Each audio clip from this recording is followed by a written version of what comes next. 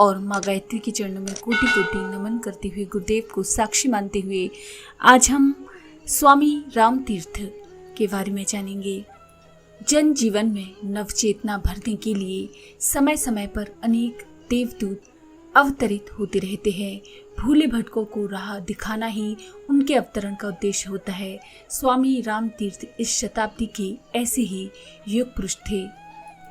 सब ब्रह्म है, सब में परमात्मा की झांकी करना, उसे घट घट वासी मानते हुए अपने आचरण और व्यवहार को ऐसा रखना जो मानव संस्कृति के अनुरूप हो, यही उनके धर्म का प्रचार का सार था। इस मिशन को लेकर वे देश विदेश में घूमे। मानव का कल्याण उनने इन्हीं भावनाओं में देखा और उन्हें व्यापक बनाने के लिए जो भी संभव था किया।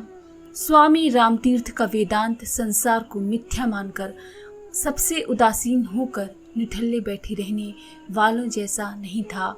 वे आत्मा को ब्रह्म मानते थे, पर अपने दोष दुर्गुणों को हटाते हुए उस स्थिति के पात्र बनने के लिए भी प्रेरणा देते थे।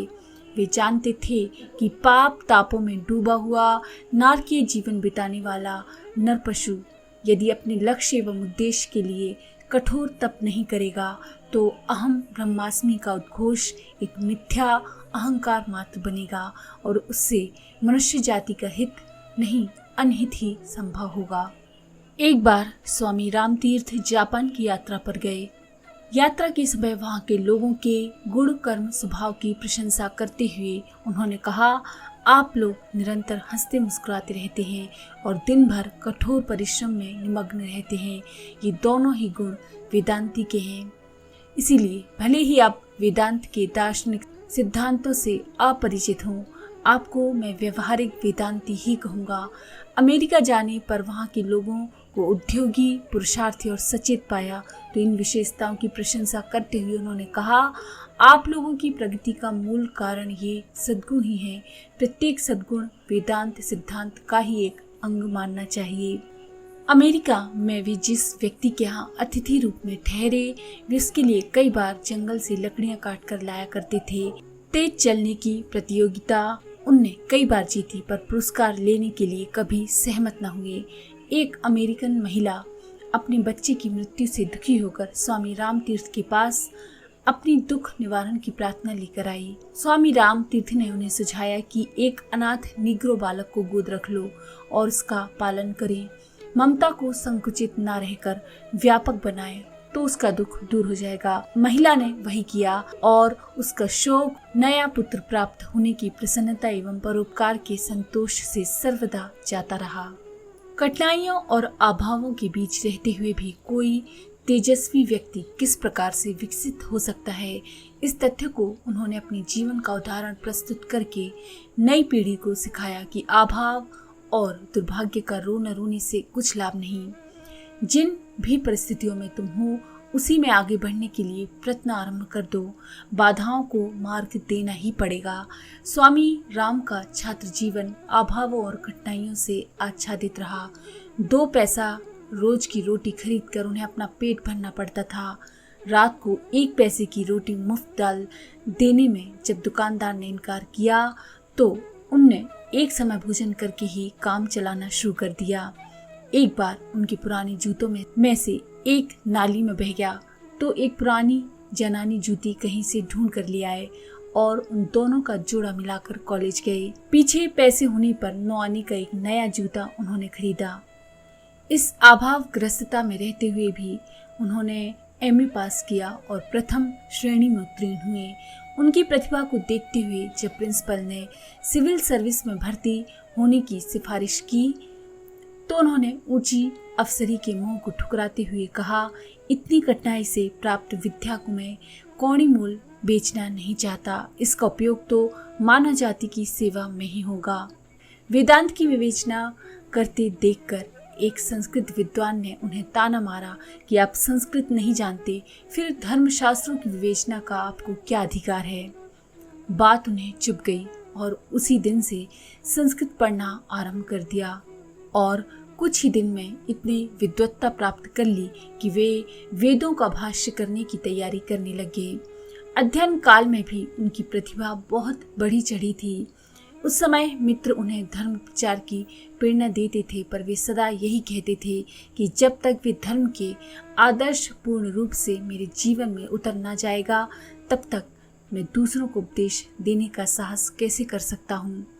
जब उन्हें अपनी आंतरिक पवित्रता पर विश्वास हो गया, तभी उन्होंने प्रवचन करना आरंभ किया। मानव समाज को स्वामी राम ने बहुत बड़ी देन दी। राजनीतिक दास्ता और दीनता से ग्रस्त जनमानस में उन्होंने निर्भयता का संचार किया।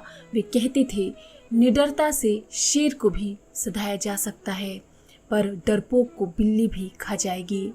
लालची लोगों को दुत्कारते हुए उन्होंने कहा, धन एक प्रकार की तपेदिक की बीमारी है। इसके लोभ में पड़े रहने वाला अपनी आत्मिक प्रगति का अवसर हाथ से खोता है और निरर्थक बाल क्रीड़ा में अपनी बहुमूल्य जीवन को बर्बाद करता है।